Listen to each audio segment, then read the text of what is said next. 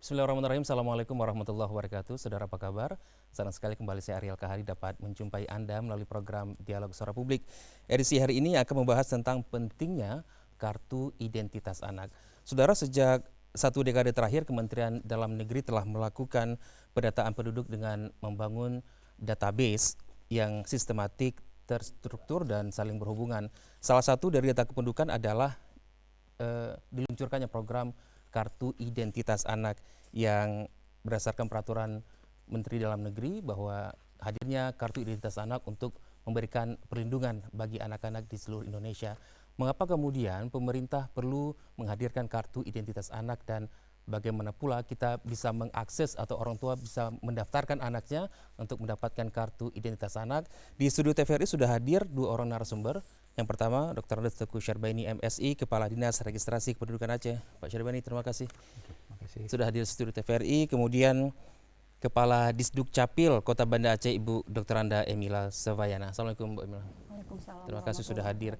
Bagi Anda saudara yang ingin bergabung, bertanya tentang data kependudukan, mungkin ingin tahu syarat-syarat yang diperlukan untuk membuat kartu identitas anak, silakan di 0651417773. Oke, baik. Pak Syarbaini, sebelum kita bahas detail tentang kartu identitas anak, kalau bicara data kependudukan ini kan satu dekade terakhir ini pemerintah serius betul ya. Meskipun sebenarnya dari dulu KK, kemudian KTP, kemudian apalagi yang akte kelahiran itu memang sudah ada. Tapi rasa-rasanya sejak satu dekade terakhir ini lebih runut, lebih rapi, lebih terstruktur gitu ya. Bahkan kalau kita lihat kan undang-undang juga terus berkembang. Yang dari 2006 kemudian 2013 dan terakhir ada Perpres tahun 2018. Pak Syarbaini mungkin bisa dijelaskan sebagai awal pembuka dialog kita, mengapa kemudian data kependudukan ini semakin hari semakin terus dikembangkan? Ya, selama ini kan kita melihat pada dekade-dekade sebelum ini sepertinya pencatatan kependudukan itu tidak tersistematis dalam suatu dokumen yang besar yang disebut dengan database kependudukan. Artinya semua lembaga mengeluarkan data kependudukan, sehingga ini sangat membingungkan, terutama pemerintah dalam merencanakan pembangunan maupun alokasi anggaran. Sekarang ini dengan adanya database kependudukan dari Kementerian Dalam Negeri, dalam hal ini di Dukcapil, maka database ini digunakan oleh semua pihak untuk data kependudukan. Tidak terbatas pada hanya perencanaan pembangunan, tetapi juga pada alokasi-alokasi pembangunan, alokasi-alokasi keuangan, pembayaran, semuanya itu menggunakan data kependudukan. Karena data kependudukan yang dihimpun oleh Depdagri itu data kependudukan yang real, yang dilakukan berdasarkan rekam cetak yang dilakukan oleh Disduk Capil Kabupaten Kota seluruh Indonesia. Data itulah yang terhimpun dalam database kependudukan, sehingga itu digunakan baik untuk perencanaan pembangunan, untuk alokasi anggaran, untuk demokrasi, maupun untuk mengatasi hal-hal yang bersifat kriminalis. Oleh karena itu data kependudukan sekarang sudah digunakan untuk menentukan dana alokasi umum misalkan oleh Kementerian Keuangan, itu berdasarkan data yang ada di kependudukan yang ada di Dukcapil. Artinya daerah tidak bisa mensuplai data sesuai keinginan dia, tapi berdasarkan hasil rekam yang dilakukan oleh Dukcapil. Oleh karena itu data itu digunakan sekarang oleh Indonesia untuk mengidentitaskan penduduk Indonesia. Jadi data penduduk, berapa jumlah penduduk, dalam usia penduduk berapa, itu semuanya ada di Dukcapil. Oleh karena itu data itu sangat sangat penting menjadi database untuk penduduk Indonesia, sehingga akan mudah bagi negara untuk menentukan berapa jumlah penduduknya, berapa jumlah penduduk mudanya misalkan, lalu intervensi apa yang mau dilakukan, kelompok penduduk mana yang paling banyak, sehingga ini akan memudahkan bagi pemerintah khususnya dalam mengalokasikan berbagai anggaran pembangunan khususnya yang berbasis penduduk. Kalau di Aceh sendiri bagaimana Pak Syarbaini? Apakah kita kemarin baru menyelenggarakan pilkada, pilpres, kemudian juga banyak program pembangunan termasuk dana outsource juga. Apakah itu juga kemudian dimanfaatkan data-data kita itu? Ya, Bapeda Aceh sudah menggunakan data dari Dukcapil untuk alokasi anggaran. Dana otsus yang setiap tahunnya dihitung untuk kebutuhan kabupaten kota, salah satu indikatornya adalah data penduduk. Jadi jumlah penduduk selain dengan luas wilayah, tingkat kemahalan, itu menjadi indikator untuk pembagi jumlah uang yang akan diberikan pada kabupaten kota. Oleh karena itu data penduduk yang ada di Dukcapil itu dipakai sebagai salah satu indikator untuk menentukan berapa alokasi untuk masing-masing kabupaten kota. Selain itu juga Bapeda sudah menggunakan data itu untuk meningkatkan intervensi perencanaan anggaran. Bisa dilihat pada berbagai kebijakan pembangunan, misalkan melihat jumlah penduduk, kepadatan penduduk ataupun penduduk dalam kelompok umur tertentu yang ada di sebuah daerah, itu digunakan oleh SKPA untuk melakukan intervensi-intervensi dalam rangka meningkatkan layanan untuk pembangunan di sebuah daerah. Dan itu sudah digunakan oleh Bappedas khususnya sebagai perencana pembangunan dan menjadikan data kita sebagai data yang dipakai untuk data penduduk. Kalau sebelumnya kita menggunakan data dari instansi yang lain, tapi sekarang alhamdulillah data kependudukan dari Dukcapil itu digunakan sebagai dasar untuk perencanaan pembangunan. Artinya apakah memungkinkan Pak, artinya muncul perbedaan data ketika di Dukcapil daerah sudah mulai menghimpun yang sudah kemudian dipakai secara nasional, mungkin tidak kemudian ini menjadi data yang berbeda muncul dari instansi lain, atau kemudian sejak ini sudah rapi maka instansi lain nggak boleh lagi melakukan pendataan misalnya? Ya, sekarang ini khusus untuk data kependudukan itu hanya Dukcapil yang berwenang untuk mengeluarkan data. Kalaupun ada instansi yang menggunakan dasar penduduk untuk dasar dia melakukan sesuatu. Misalkan ada pencacahan yang dilakukan oleh statistik di 2020. Dia akan menggunakan dasar data penduduk untuk melakukan pencacahan untuk kebutuhan yang lainnya. Apakah dari sektor ekonominya, sosial budaya, dan sebagainya. Oleh karena itu data penduduk dasar sekarang dipakai adalah data kependudukan yang dikeluarkan oleh Dukcapil. Data yang dikeluarkan oleh Dukcapil itulah data yang telah dikonsolidasikan. Artinya data itu sudah benar-benar bersih dan real, bebas dari data ganda, bebas dari data anomali. Artinya sebelum data itu boleh digunakan oleh berbagai instansi, data itu secara nasional dibersihkan, tidak boleh ganda, tidak boleh anomali. Oleh karena itu Bapak dan Ibu kadang-kadang sangat-sangat penting mengetahui kenapa seseorang terkadang ketika mengirimkan membuat KTP itu tidak serta-merta bisa diketik, bisa dicetak KTP-nya. Bisa saja mungkin dia sudah pernah merekam sebelumnya di tempat yang lain. Ketika dua data ini diadu menjadi satu, akan timbullah data ganda. Sehingga kadang-kadang orang yang sudah merekam dua kali itu tidak bisa mendapatkan KTP. Kita harus buang salah satunya dulu. Mungkin di provinsi yang lain dia sudah pernah merekam, kita harus buang. Atau mungkin ada data-data anomali yang kadang-kadang tidak lazim sebagai sebuah data misalkan. Ada data orang misalkan setelah nama ada huruf misalkan, itu kan tidak lazim biasanya. Oleh karena itu biasa kita memverifikasi, meminta bantuan kabupaten kota untuk memverifikasi benar nggak data itu memang orangnya ada gitu, atau ada kesalahan pengetikan atau ada kesalahan operator dalam menggunakan data tersebut. Nah, oleh karena itu jika data itu sudah bersih itu baru boleh digunakan oleh instansi yang lain. Jadi sekarang nggak ada lagi istilah satu orang megang 3 KTP. Sekarang tidak boleh lagi ya. Karena dulu kan kita pindah ke Jakarta, kita buat KTP Jakarta, kemudian pulang lagi udah ada lagi. Sekarang udah sekarang tidak bisa lagi. Setiap orang akan membuat satu identity, yaitu nomor NIK-nya yang itu akan digunakan seumur hidup dan itu tidak beradu dengan orang yang lain. Oke, Pak, ini menarik ketika kita lihat kan perkembangan Undang-Undang Administrasi Kependudukan ini mulai dari tahun 2006, 2013, Perpres tahun 2018. Mungkin bisa dijelaskan sedikit apa membedakan antara undang ini kan kalau ada undang-undang terbaru pasti akan melengkapi sebelumnya. Tapi apa yang membedakan antara undang-undang yang awal kemudian dimatangkan lagi di tahun 2016 kemudian di 2018?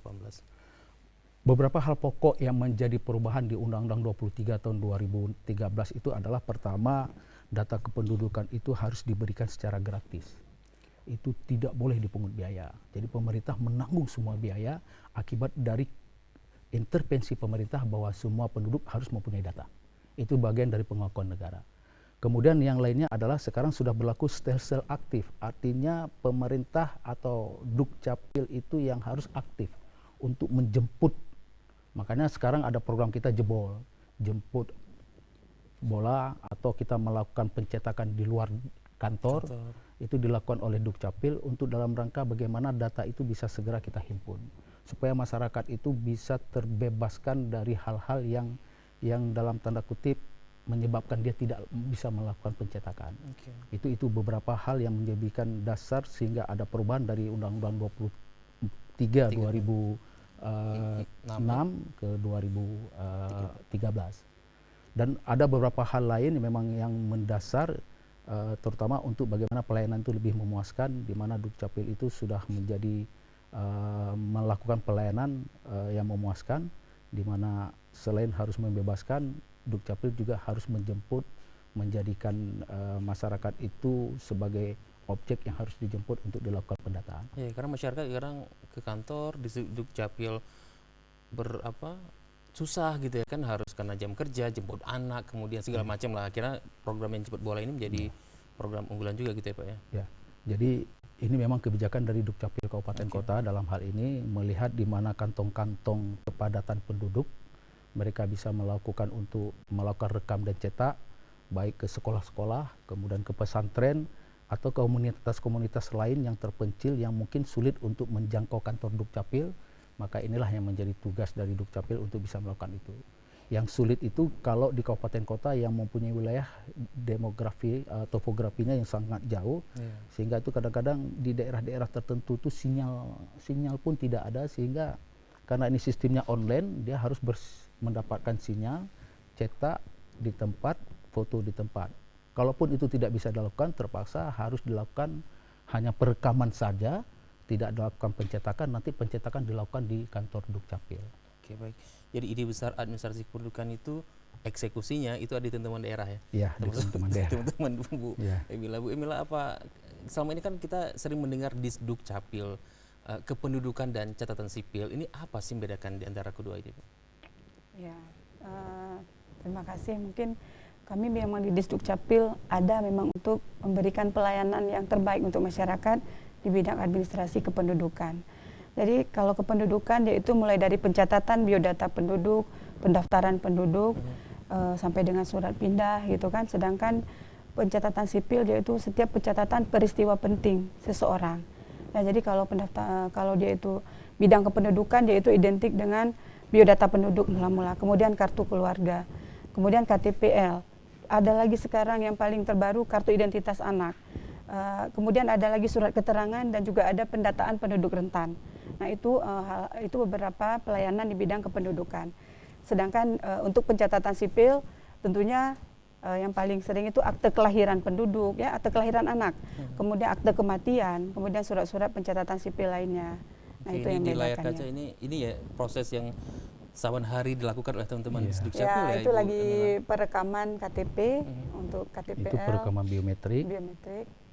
Sekarang prosesnya hanya bisa dilakukan, dulu kan sempat berkembang isu di kantor camat juga boleh gitu ya. Sekarang proses perekaman data ini memang hanya bisa dilakukan di kantor selain program yang kemudian turun ke lapangan ya Bu. Ya. Seperti apa nih? Mungkin dulu itu pada awal-awal pada saat mulai diberlakukannya KTPL itu kan semua penduduk harus merubah dari KTP konvensional ke KTPL sehingga didistribusikan ke kecamatan-kecamatan. Tetapi pencetakannya tetap di Dinas Kependudukan sehingga masyarakat lebih juga sering datang ke Dinas Kependudukan. Nah, karena Banda Aceh ini kondisi wilayah ya dekat ya, cuman jaraknya 61 km persegi, jadi tidak jauh antara kecamatan ke kecamatan, sehingga kita melayaninya di Dinas Kependudukan semuanya. Oke, Nah, mungkin Bu Emila bisa sharing juga ini tentang perkembangan ya data kependudukan Aceh, karena kan targetnya semua masyarakat harus terdata. Nah, kalau KTPL misalnya, ini sudah Banda Aceh dengan jarak yang dekat, kemudian jemput bola juga sudah sering kita lakukan gitu ya. Sudah berapa banyak masyarakat yang sudah tercover atau memiliki data? Kita dari jumlah penduduk Kota Banda Aceh ini 244.190 jiwa, itu sudah 97% yang merekam KTP. Ya, artinya sudah tinggal 1%, 1,8% mungkin yang belum. Dan itu yang terus kita sisir, lebih banyak itu anak-anak kita pemula, itu perekaman pemula. Jadi anak-anak 17 tahun setiap berulang tahun itu masuk ke data penduduk belum rekam KTP. Nah itu yang banyak.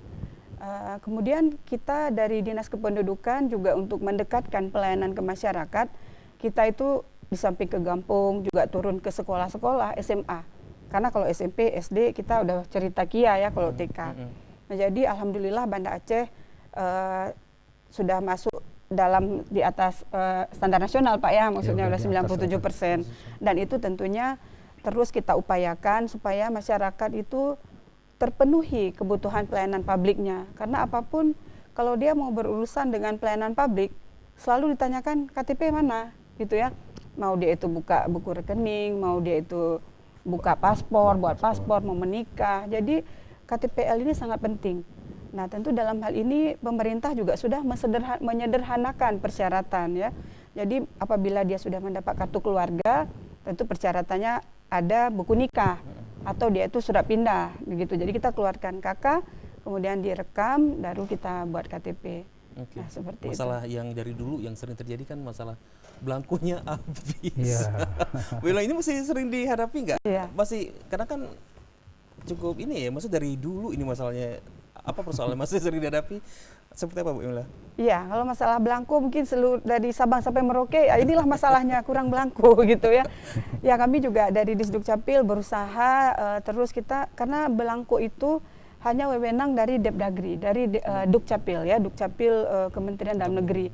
Daerah bahkan provinsi juga tidak mendapat kewenangan, apalagi kota gitu ya. Jadi sebelum pemilu memang kita mendapat sebulan itu bisa dapat sampai 10.000 belangko. Ya itu dapat 10.000, 8.000 itu dapat karena penduduk Banda Aceh ini sangat mobile, dinamis ya. Perubahan status dari yang belum menikah ke menikah, kemudian perubahan pekerjaan, pindah. Jadi itu yang setiap perubahan itu pasti implikasinya berubah KK, rubah KTP. Sedangkan yang saat ini yang seperti Bapak tanya itu kurang belangko, sebulan kita hanya dapat 500 belangko. Jadi berapa persen dari 10.000 ke 5.000. Jadi tapi kita ada solusi, dikeluarkanlah surat keterangan. Memang mungkin tidak menarik bagi masyarakat, surat keterangan itu selembar kertas ya. Tapi selembar kertas itu sangat bermakna gitu ceritanya. Karena selembar kertas bisa mengakses apapun. Iya, selembar kertas penuh cerita gitu ya. Gitu ya.